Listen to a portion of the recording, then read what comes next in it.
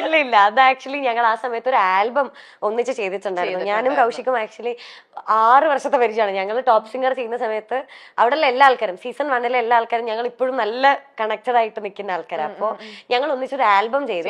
അപ്പൊ അതിന്റെ പ്രൊമോഷന്റെ ഭാഗമായിട്ട് വന്ന ഫോട്ടോസും കമന്റ്സും കാര്യങ്ങളൊക്കെയാണ്. അടുത്തത്, കുളിക്കാതെ ഷൂട്ടിന് പോയിട്ടുണ്ടോ? ഉണ്ട്. എണ്ണാൻ പോലും ഗ്യാപ്പ് വന്നില്ല. അയ്യേ, ഇതേ ഇവന്റെ അമ്മനെ കാണുന്ന. അടുത്തത്, ഇൻസ്റ്റയിലെ Q&Aയിൽ കള്ളം പറഞ്ഞിട്ടുണ്ടോ? ഇല്ല ഇല്ല, സത്യസന്ധമായിട്ടുള്ള കാര്യങ്ങളാണ്. അല്ല, ഉണ്ട് ഉണ്ട്. എന്തിനും അതൊന്നും പറയാം, അത് പറഞ്ഞാൻ പറ്റത്തില്ല. എന്നാലും കള്ളം പറഞ്ഞിട്ടുണ്ട്. അയ്യോ, എന്നാലും ഞാൻ ഭീകരമായിട്ടുള്ള, ഞാൻ തരുന്ന ആൻസർ തെറ്റല്ല, പക്ഷെ ഞാൻ കള്ളം പറഞ്ഞിട്ടുണ്ട്. ഉണ്ട്, ശ്രദ്ധിച്ചോ? Will you me marry?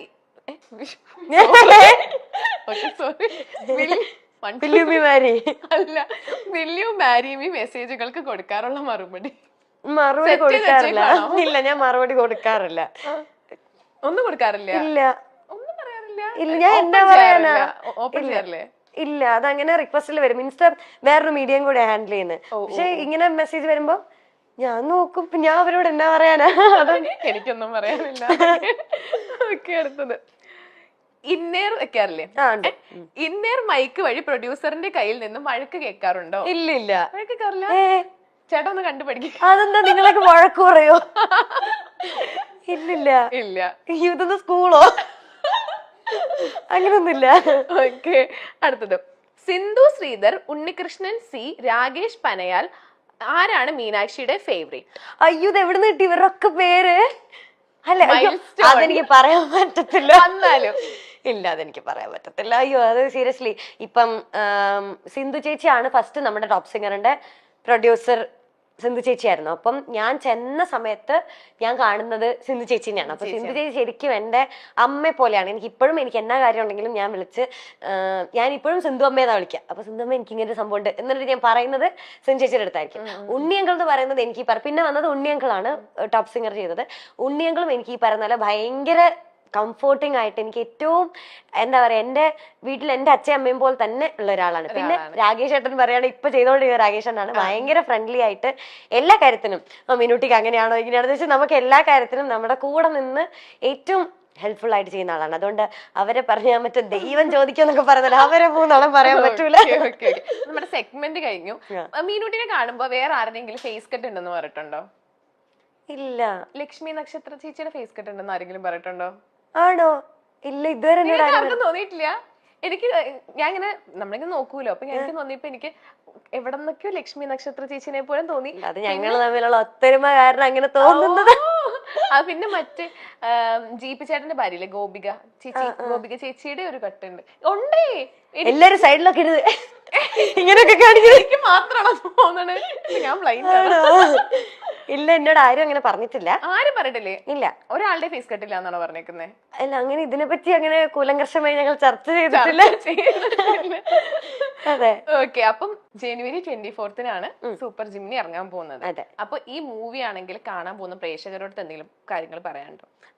ഇപ്പം നമുക്കറിയുന്ന പോലെ പുതിയൊരു ക്രൂ ആണ്, എല്ലാവരുടെയും പുതിയ മൂവിയാണ്. അപ്പോൾ എല്ലാവരും കണ്ടിട്ട് റിവ്യൂസ് ഒക്കെ പറയാം ഉറപ്പായിട്ടും. കാരണം അത് അവർക്ക് ഭയങ്കര വാലിഡ് ആയിട്ടുള്ള കാര്യമായിരിക്കും. കാരണം ഇനി മുമ്പോട്ടായാലും വർക്കൊക്കെ ചെയ്യുന്ന സമയത്ത് അവർക്കത് ഭയങ്കര സംഭവമായിരിക്കും. കണ്ട് നമ്മളിപ്പം നല്ലതാണെങ്കിലും മോശമാണെങ്കിലും ഉള്ള റിവ്യൂസും കാര്യങ്ങളൊക്കെ അറിയിക്കുക.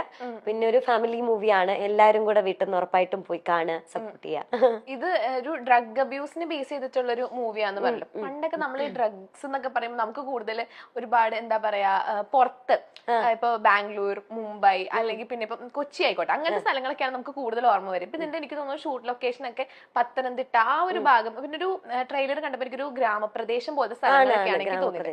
അപ്പൊ എന്തുകൊണ്ടായിരിക്കും ആ ഒരു പശ്ചാത്തലത്തിൽ ഇങ്ങനത്തെ ഒരു സ്റ്റോറി കൊണ്ടുവന്നത്?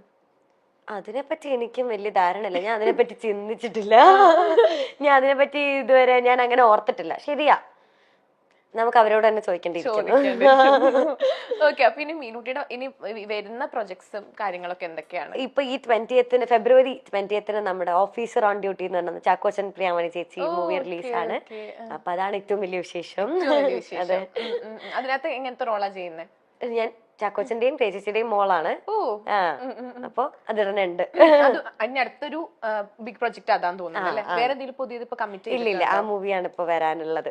പിന്നെ പ്രൈവറ്റ് എന്ന് വേണ്ട നമ്മുടെ ഇന്ദ്രൻ സംഘങ്ങളുടെ കൂടെ ഒരു മൂവി വരുന്നുണ്ട്. ഭയങ്കര കമ്പനിയാന്ന് തോന്നുന്നുണ്ട് അല്ലേ? വേറൊരു മൂവിയുടെ ലൊക്കേഷനിൽ ഇങ്ങനെ പറഞ്ഞു കേട്ടിട്ടുണ്ട് നിങ്ങൾ ഭയങ്കര കൂട്ടാണ് എപ്പോഴും. ഞാനാണ് എല്ലാ കുരുത്തക്കേടും പഠിപ്പിക്കാന്ന് ഇപ്പൊ എല്ലാരും എന്റെ അടുത്ത് പറയുന്നുണ്ട്. ഞാനാണ് ലേസ് തിന്നാൻ പഠിപ്പിക്കുക, ഫോണില് ഗെയിം കളിക്കാൻ പഠിപ്പിക്കാനാണ്. അപ്പൊ ഇല്ലാട്ടോ, എനിക്ക് ഭയങ്കര ഇഷ്ടമാണ്. എനിക്ക് സത്യം പറഞ്ഞ ആ മൂവി കഴിഞ്ഞ് വന്നപ്പം എന്നാ അങ്കിള് അയ്യോ ഇനി കുറച്ച് ദിവസം കാണാൻ പറ്റത്തില്ലല്ലോ, അങ്ങനെ ഒരു സങ്കടം ഉണ്ടായത് എനിക്ക് അങ്കിളുടെ അടുത്ത് നിന്നാണ്. കാരണം ബാക്കിയെല്ലാം ഈ പറഞ്ഞ പോലെ ഞാൻ കുറച്ച് കുഞ്ഞിലെയാണല്ലോ ചെയ്തിരിക്കുന്നത്. പക്ഷെ ഇന്ദ്രൻ സംഘങ്ങളുടെ കൂടെ എന്റെ ഈ പ്രായത്തിൽ ഒരു വർഷമായിട്ടുണ്ടാവും ഇപ്പൊ ആ മൂവി ചെയ്തിട്ട്. അപ്പൊ ആ പ്രായത്തിലാണ് ഞാൻ ചെയ്യുന്നത്. അപ്പൊ എനിക്ക് അത്രയും ഇഷ്ടവും, അയ്യോ എനിക്ക് പറയാൻ പറ്റത്തില്ല, എനിക്ക് അത്ര ഇഷ്ടമുള്ള ഒരാളാണ്.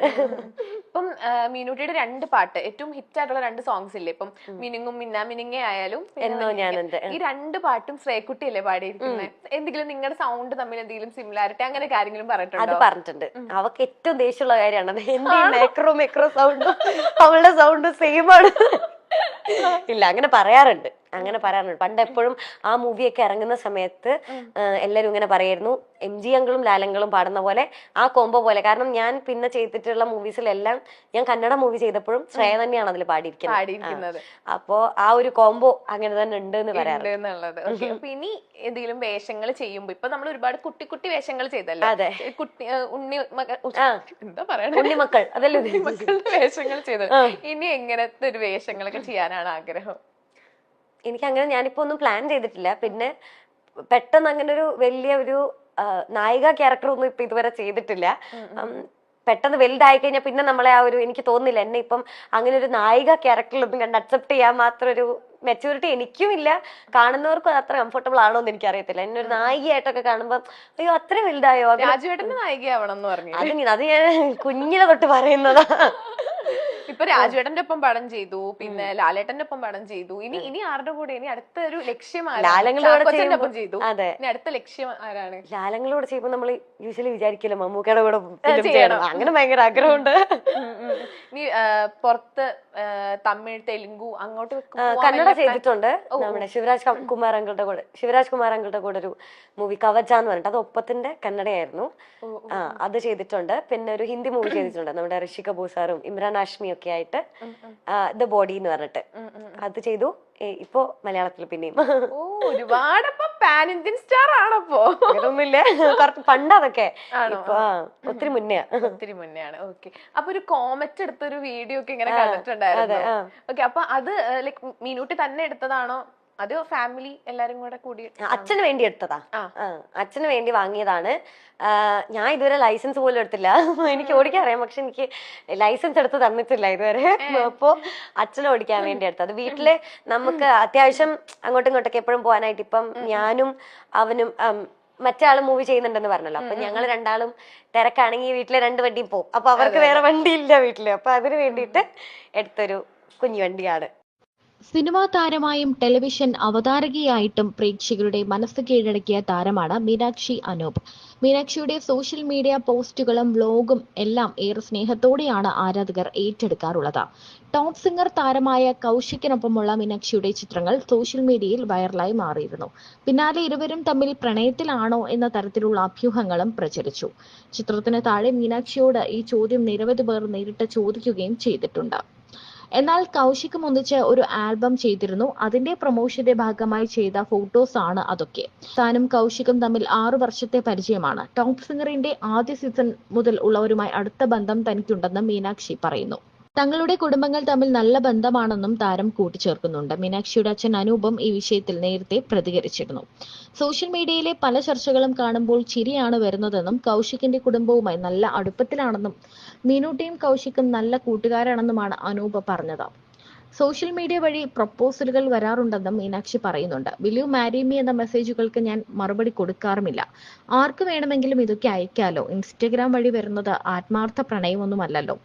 ചിലപ്പോൾ സുഹൃത്തുക്കളുമായി ഒന്നിച്ചിരിക്കുമ്പോൾ അയക്കുന്നതായിരിക്കാം. ഇൻസ്റ്റഗ്രാമിൽ ഇത്തരം മെസ്സേജുകൾ നിരവധി കാണാറുണ്ട്.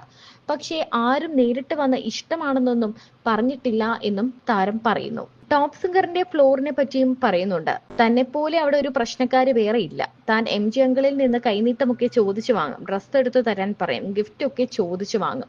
ഗിഫ്റ്റ് ഒക്കെ കിട്ടുന്നത് തനിക്ക് ഭയങ്കര ഇഷ്ടമാണ്. പേപ്പർ പൊതിഞ്ഞു തന്നാലും താൻ ഹാപ്പിയാണ്. ടോപ്പ് സിംഗർ കാണാൻ വരുന്നവരൊക്കെ ഒരുപാട് ഗിഫ്റ്റ് തന്നിട്ടുണ്ട്. 2-3 പവന്റെ വളയൊക്കെ തന്നിട്ടുണ്ട്. അത് തനിക്ക് കുറച്ച് വലുതാണ്. ഇപ്പോൾ തന്റെ അമ്മ ഇട്ട് നടക്കുന്നുണ്ടെന്നും മീനാക്ഷി പറയുന്നുണ്ട്.